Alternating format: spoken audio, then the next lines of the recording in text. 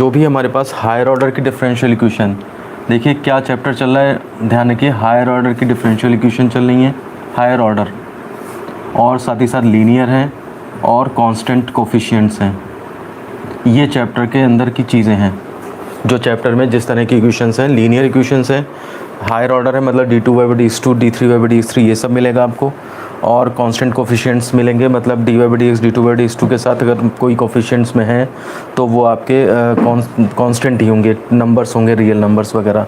तो इस तरह की इक्वेशंस का जो सोल्यूशन होता है वो y = CF + PI होता है, ठीक है ना। मैं एक सैम्पल इक्वेशन अगर लिखूँ d2y/dx2 + 5dy/dx + 7y = x, ये x का फंक्शन है या फिर कांस्टेंट, ये सब हम कल डिस्कस कर चुके थे डिटेल में।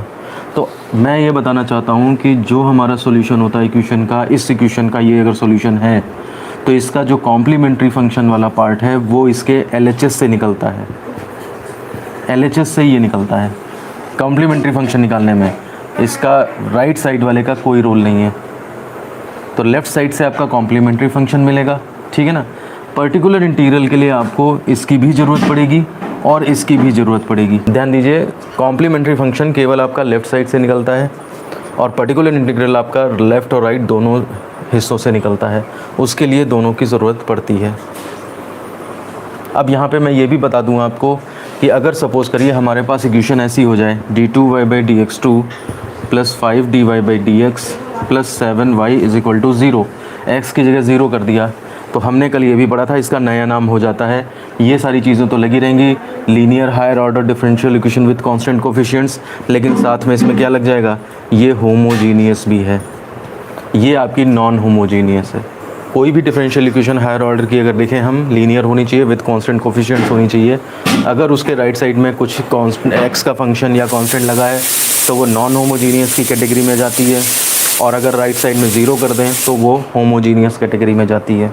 अब आप देखिए, पर्टिकुलर इंटीग्रल निकालने में मैंने कहा था लेफ़्ट राइट दोनों का काम होता है, और कॉम्प्लीमेंट्री फंक्शन निकालने में केवल लेफ़्ट साइड का काम होता है। आप इस इक्वेशन को ध्यान से देखिए, लेफ़्ट साइड तो एज इट इज़ है, कहने का मतलब है इस इक्वेशन में कॉम्प्लीमेंट्री फंक्शन तो निकल आएगा हमारा, लेकिन पर्टिकुलर इंटीग्रल निकालने के लिए हम आगे पढ़ेंगे कि x/fd होता है इसका फॉर्मूला पर्टिकुलर इंटीग्रल का, मैं अभी हिंट दे रहा हूँ थोड़ा।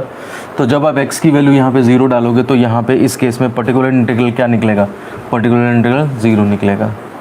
तो कहने का मतलब यह है कि अगर हम होमोजीनियस इक्वेशन को सॉल्व करेंगे तो केवल सॉल्यूशन का एक ही हिस्सा कॉम्प्लीमेंट्री फंक्शन निकालने की ज़रूरत है, पर्टिकुलर इंटीग्रल जो है वो 0 हो जाता है, और तब इस वजह से जो पूरी इक्वेशन कंप्लीट सॉल्यूशन जो होगा वो मेरा केवल CF के बराबर हो जाएगा।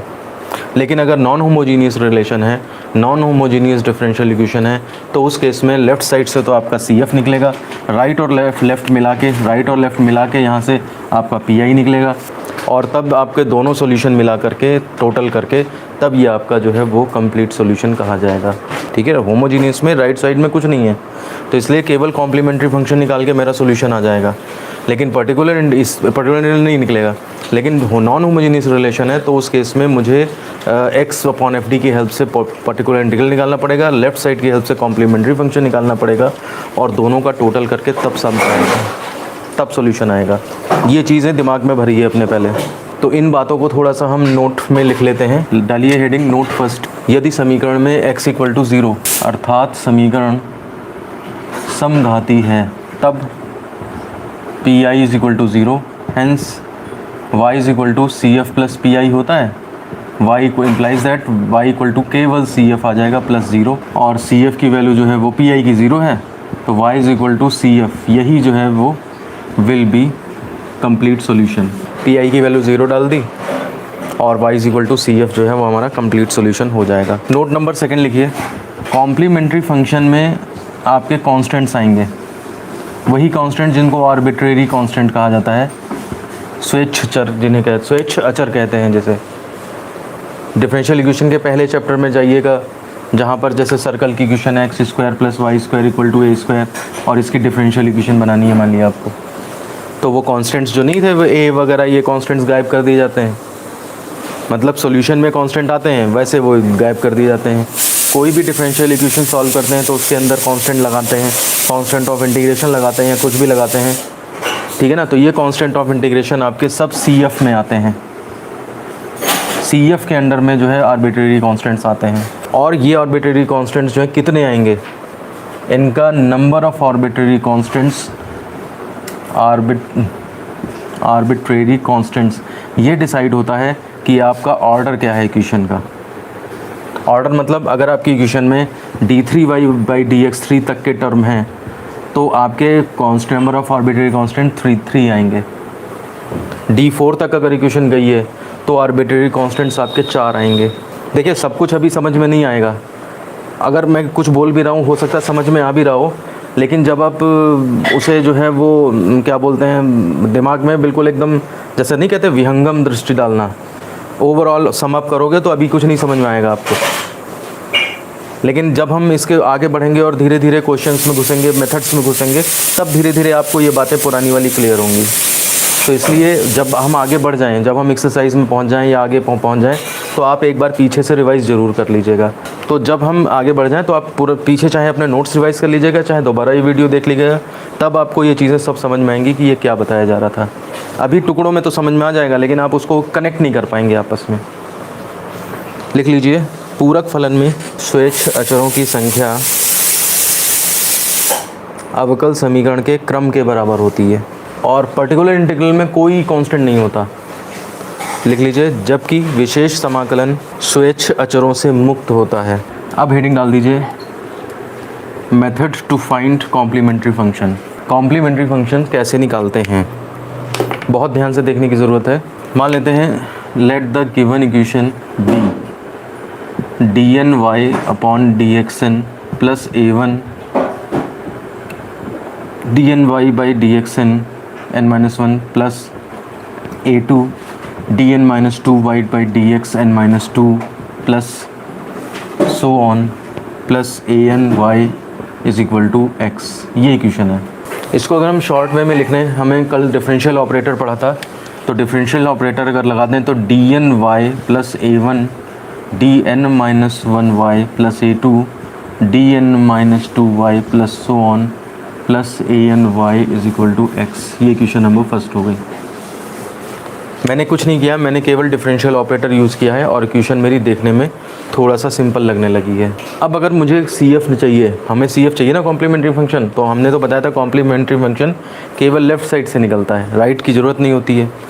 तो for CF put x equal to 0 in first, तो ये इक्वेशन हो जाएगी हमारी dny plus a1 dn-y plus a2 dn-2y plus so on plus any is equal to 0। Equation number second. Complementary function का ज़रूरत लेफ़्ट साइड से होती है, इसलिए हमने लेफ़्ट साइड ले लिया, राइट साइड 0 कर दिया है। अब इससे हम कॉम्प्लीमेंट्री फंक्शन निकालेंगे। हम क्या निकालेंगे, जो मैथमेटिशियन हैं उन्होंने निकाला होगा, हम तो केवल उनके करे गए काम को रिपीट कर रहे हैं। ये चीज़ें लोगों को टफ लगती हैं, लेकिन आप यहाँ पे बहुत ही नॉर्मल हो जाया करिए, क्योंकि यहाँ पे आप अपने इन दिमाग से तो चल ही नहीं रहे हो। आपने अपना कंट्रोल उस मैथमेटिशियन को दे दिया है, तो वो जैसा कह रहा है हम करते चले जा रहे हैं, और हम लोग इन चीज़ों को देख के परेशान होते रहते हैं, कैसे क्या हो गया। तो यही दिमाग तो लगाया होगा मैथमेटिशियन ने, तभी उसका इतना नाम हुआ। अब देखिए असली चीज़ आती है, let y is equal to ce⁻mx। ध्यान दीजिए, c कांस्टेंट है आर्बिट्रेरी वाला, e⁻mx be the solution of second. ये चीज़ थोड़ा सा ध्यान से देखने वाली है। मान लेते हैं y is equal to ce⁻mx इस डिफरेंशियल इक्वेशन का सॉल्यूशन है। तो अगर ये चीज़ इसका सॉल्यूशन है तो इसको सेटिस्फाई करेगी। इसका मतलब मैं ये वैल्यू अगर यहाँ पे पुट कर दूँ तो इक्वल टू 0 आना चाहिए। यही तो बात हुई यहाँ पे। तो अब मैं ज़रा इन लोगों की वैल्यू निकाल के देखना चाह रहा हूँ। ये सब ऐसे रख के काम नहीं चलेगा। यहाँ पे ये n बार डिफरेंशिएशन है, ये n-1 बार डिफरेंशिएशन है। इनकी वैल्यूज़ अलग अलग निकाल के तब रखेंगे, ठीक है, क्योंकि हमने ये सॉल्यूशन इसका मान रखा है, इसलिए इसको सेटिस्फाई करेगा। तो आप देखिए, अगर मैं इसे डिफरेंशिएट करूँ एक बार, डिफरेंशिएटिंग, तो dy/dx जो आएगा निकल के ce⁻mx, और एक बार mx को और डिफरेंशिएट करेंगे तो m शुरुआत में आ जाएगा। इस चीज़ में किसी को कोई प्रॉब्लम नहीं होनी चाहिए। सी कांस्टेंट है वो तो एज इट इज़ रहा, e to the power m x का e to the power m x, और एम एक्स को एक बार और किया डिफरेंशिएट तो एम आगे आ गया। अगर मैं 2 बार कर दूं d2/dx2 तो c तो वही रहेगा, लेकिन m एक बार और आ जाएगा तो m square e to the power m x आ जाएगा। कहने का मतलब है जब हम सक्सेसिव डिफरेंशिएशन करते हैं तो फ़र्क क्या पड़ता है, आप देखिए फ़र्क क्या पड़ रहा है, c पे कोई फ़र्क नहीं पड़ रहा है, e to the power m x वही का वहीं, e to the power m x वहीं का वहीं है, m बस क्या हो रहा है, स्क्वायर हो रहा है। और अगर मैं d2/dx2 कर रहा हूँ तो m स्क्वायर आ रहा है, अगर मैं d3/dx3 करूँगा तो m3 आ जाएगा। तो इसी तरह जनरलाइज़ करके मैं लिख सकता हूँ कि अगर मैं इसी तरह से चलते चलते dny/dxn करूँगा तो क्या आएगा आप बताइए। तो ये इज इक्वल टू हो जाएगा c तो वहीं का वहीं रहेगा, e to the power m x वहीं का वहीं रहेगा, और m टू द पावर क्या हो जाएगा, n हो जाएगा। ये मैंने पहले वाले की वैल्यू निकाल के रख दी है ये। ऐसे ही जब मैं dn-1 करूँगा यानी कि एक कम वाला लिखूँगा, dn-1y/dxn, पहले मैं धीरे धीरे करके एक स्टार्ट से करके पहले लास्ट तक, मतलब बिल्कुल लास्ट तक पहुँच गया, अब लास्ट से फिर एक स्टेप पीछे आ रहा हूँ मैं। वैसे स्टार्टिंग से चलते चलते ये पहले आया होगा फिर ये लास्ट में आएगा, लेकिन सिमेट्री बनाने के लिए ना तो ये इसे एक कम करेंगे ना जब, तो ये c m to the power n-1 e to the power m x हो जाएगा। ऐसे दूसरा वाला ये निकालोगे, ये वाला ये मैंने निकाल दिया, ये वाला निकालोगे तो dn-2y/dxn-2 is equal to c m to the power n-2 e to the power m x, ऐसे सोन चला जाएगा। तो अब इन सबको यहाँ पे हम सब्स्टिट्यूट कर देते हैं, substituting values in second we get, इसके नीचे आएगा, इसके नीचे ये लिखेंगे लाइन है ना, तो डी स्क्वायर वाई कहाँ से रह गए भाई, ये गलत तो नहीं, d square d n y, तो इसकी जगह पे क्या आ जाएगा, c m to the power n e to the power m x, ये इसके पूरे की जगह पे ही आ गया, प्लस a1 ये आ जाएगा आपका c m n to the power n-1 e to the power m x, plus a2 c m to the power n-2 e to the power m x, plus so on, plus an, y की जगह c e to the power m x is equal to 0। यहाँ से c e to the power m x common, अंदर m to the power n plus m to the power a1 m to the power n-1 plus a2 m to the power n-2 plus so on plus an is equal to 0। मैंने इस equation में जो ये differentiation derivatives निकाले हैं इनकी values जो है इस इक्वेशन में डाली है, बस c e to the power m x common हो गया है और अंदर ये m का एक्सप्रेशन बचा हुआ है। देखिए अभी हो सकता है आपको जल्दी जल्दी लिखना पड़ रहा हो या देखना भी पड़ रहा है, लिखना भी पड़ रहा है। चलिए तो आप लोग देखिए ज़रा, मैंने क्या किया था, ये इक्वेशन जो थी डिफरेंशियल इक्वेशन थी हायर ऑर्डर की, इसमें जो वैल्यूज़ निकली हैं dny dn-1y dn-2y जो मैंने निकाली थी यहाँ पे अब मिटा दी हैं मैंने। ये जो मैंने वैल्यू सब्स्टिट्यूट करी है यहाँ से c e to the power m x मैंने कॉमन ले लिया है बस, और अंदर m का ये एक्सप्रेशन बच गया है जा करके। भाई यहाँ पे y सिंपल पुट हुआ है, बाकी जगह वो डेरिवेटिव्स उसके यानी कि डिफरेंशिएट करके पुट हुए हैं। अब देखिए ये और इनका प्रोडक्ट 0 है, ये 0 हो नहीं सकता, since c e to the power m x can not be equal to 0। क्यों नहीं हो सकता 0? क्योंकि अगर आपने इसे ही 0 कर दिया तो फिर आपका तो सोल्यूशन ही ख़त्म हो जाएगा। हमने सोल्यूशन यही तो माना है, y is equal to c e to the power m x. अगर हमने इसको मान लिया सपोज करिए 0 कर दिया तो इसका मतलब सोल्यूशन खत्म हो जाएगा, तो ये 0 नहीं हो सकता है, इम्प्लाइज दैट तो ये बची हुई चीज़ 0 होगी। m to the power n plus a1 m to the power n-1 plus a2 m to the power n-2 plus so on plus an equal to 0। ये जो इक्वेशन आती है आपकी ये कहलाती है, यह समीकरण ऑक्सिलरी समीकरण कहलाती है, ऑक्सिलरी इक्वेशन कहलाती है, सहायक समीकरण, सहायक समीकरण या ऑक्सिलरी इक्वेशन कहलाती है। ठीक है, और मैं अब आपको तरीका बता देता हूँ कि ये इक्वेशन वैसे कैसे बनाई जाएगी, क्वेश्चंस में कैसे बनाई जाएगी। तो क्वेश्चंस में ये इक्वेशन 1 सेकंड में बनेगी आपकी।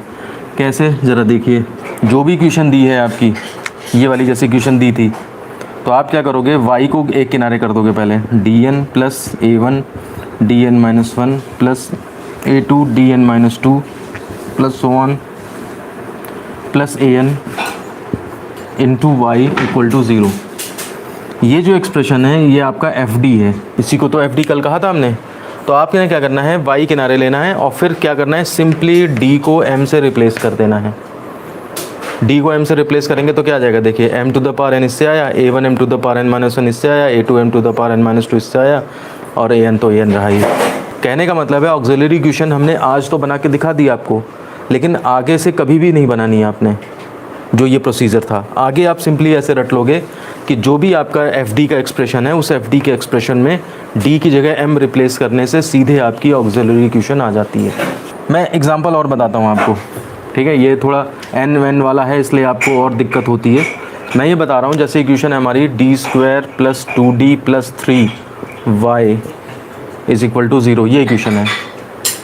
तो आप क्या करोगे, जो ये d वाला एक्सप्रेशन है इसमें d की जगह m रख दोगे, बस m square plus 2m plus 3 equal to 0, ये आपकी सीधे ऑक्सिलरी इक्वेशन आ जाएगी। ये गिवन डिफरेंशियल इक्वेशन है और ये उसकी ऑक्सिलरी इक्वेशन एक लाइन में बनेगी।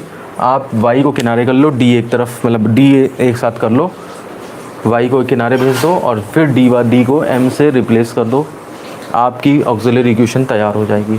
ठीक है, तो आज के लिए बस इतना ही रखिए। आज कॉम्प्लीमेंट्री फंक्शन में हमने एक स्टेप कंप्लीट किया है कि ऑक्सिलरी इक्वेशन कैसे बनाते हैं। अब ऑक्सिलरी इक्वेशन को सॉल्व करके रूट्स निकलेंगे कल, उन रूट्स के बेस पे कॉम्प्लीमेंट्री फंक्शन डिसाइड होता है। मतलब आप ये मान के चलिए कल भी हम केवल कॉम्प्लीमेंट्री फंक्शन बनाना सीख पाएंगे, क्वेश्चंस जो हैं वो परसों से ही हो पाएंगे आपके। अभी हम एक स्टेप पे आके रुक गए हैं कि ऑक्सिलरी इक्वेशन हमने बना ली है। आप इसे एक बार कैलकुलेशन को रिवाइज कर लीजिएगा और फिर हम उसके बाद कल ऑक्सिलरी इक्वेशन से कॉम्प्लीमेंट्री फंक्शन किस तरीके से बनाए जाते हैं उनके केसेस देखेंगे। 4 केस हैं, वो सारे के सारे चारों याद करने पड़ेंगे आपको। ओके।